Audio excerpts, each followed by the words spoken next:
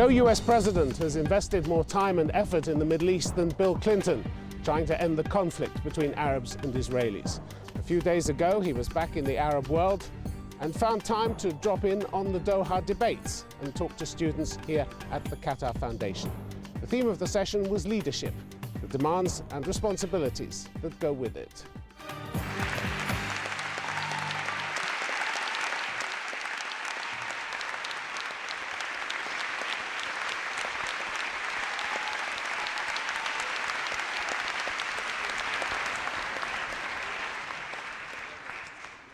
President Bill Clinton, a very warm welcome to the Qatar Foundation. Thank you very much for sparing the time to join us this evening. Ladies and gentlemen, a welcome to you too.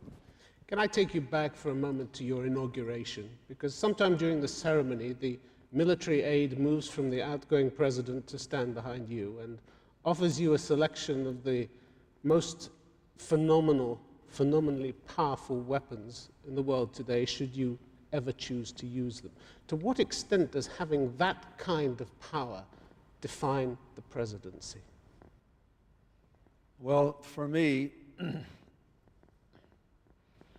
it was sobering, but because it was obvious that we had come to the end of the Cold War, I never really thought I would have to use them.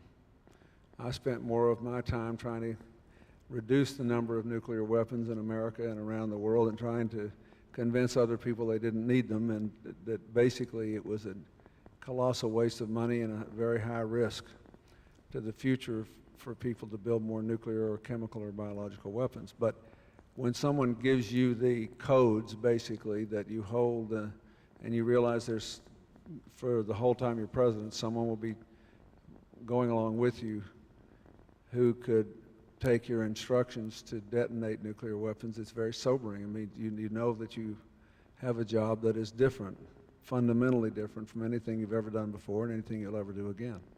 The times when you did have to order the use of force, thinking of bombing in Belgrade, for instance, how difficult, how cool a decision is that? You're an emotional man in some ways.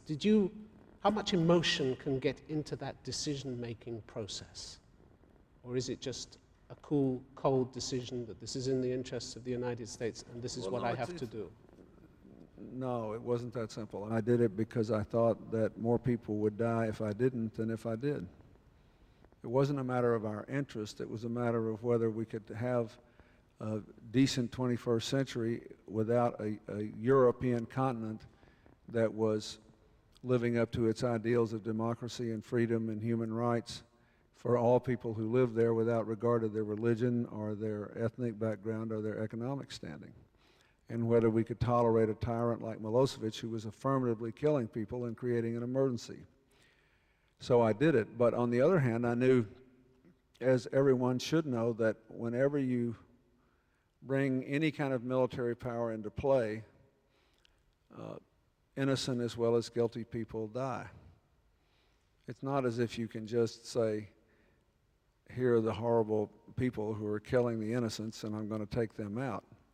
No matter how sophisticated the technology, how careful the people who use it, if you start dropping bombs and shooting big guns, you know that a lot of people will die who shouldn't, and you have to live with it. And you have to, the only way it can ever be morally justifiable is if you're absolutely certain that far more harm will come to more innocent people if you sit by than if you act. Let me take you on to the subject which perhaps you were most engaged in your presidency, the Middle East peace process. How close did you really get to an agreement, to a settlement in Camp David in 2000? Well, we got quite close.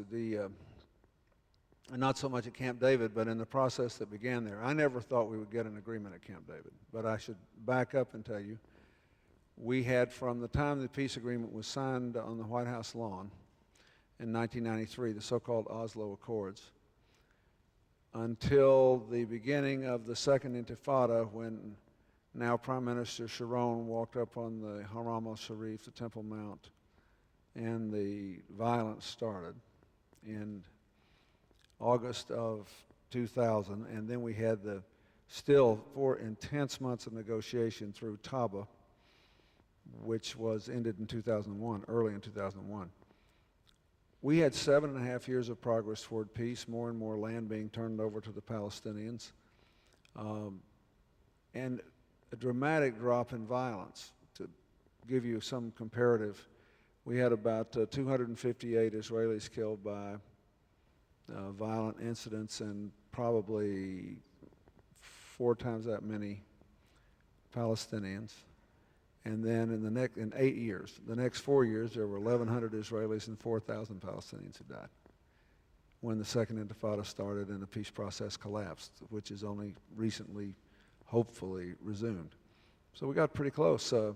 I still don't know why Mr. Arafat turned the deal down. There were a lot of Palestinians in the Arafat delegation who wanted to accept the deal. The Israeli government of Mr. Barak accepted my proposal. And Arafat never said no, he just didn't say yes. And so as a result, he destroyed any possibility Barak had of being reelected and any possibility of pursuing the peace. He guaranteed a big majority for Ariel Sharon, and he rewarded the whole conflict that had started with the Temple Mount incident. How sad is that, to see the loss of well, I mean, of course it's sad, but I mean, you have to live with this. You make decisions. You accept leadership responsibility. You can't go around and complain that, it wasn't perfect and you didn't like it. You have to accept responsibilities for the consequences of your actions. They were perfectly predictable, this whole thing that's happened. So, a year after I left office, unbelievably, Yasser Arafat said he wanted the deal. He was now prepared to accept the deal he had refused to accept when I was there. And by then he had an Israeli government that wouldn't give it to him and an Israeli public that didn't trust him.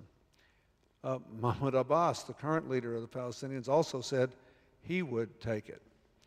Now we have the withdrawal from Gaza and finally some reasonable terms that will allow the Gazans to actually make use of the land and sell their crops and get some investment in there and have ingress and egress, and maybe we can start again. But in the end, they're going to have a deal that looks pretty much like the one that I offered before. I don't see how Mr. Abbas can accept less from Israel than was turned down before. And I think the Israelis would go that far. Again, the public would. I don't know if they'll elect a government that'll go that far, but the public would. When I went there for the 10th anniversary of Yitzhak Rabin's death, we had a rally in the same place where he was killed 10 years ago by an angry young Israeli who thought he had betrayed his faith and his country by agreeing to share the Middle East with the Palestinians of the Holy Land. Instead of 100,000 people they had 10 years ago, there were 200,000 people this time. And they were just as quiet as all of you are. I'd never been in a crowd of 200,000 people where you couldn't hear anything. It was a sacred moment.